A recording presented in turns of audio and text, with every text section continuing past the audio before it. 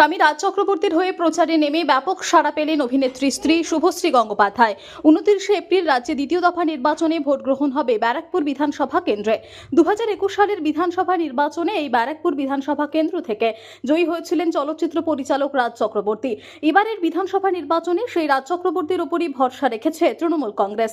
প্রথম দিন থেকেই ব্যারাকপুর বিধানসভার প্রচারে ব্যাপক সাড়া পেয়েছেন Raj Chakraborty.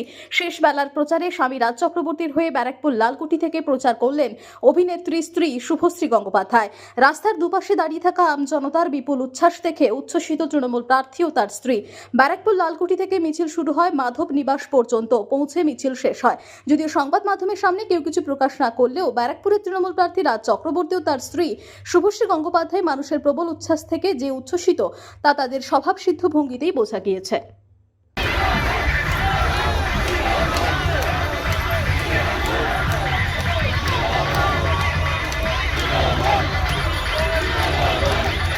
Report PB News।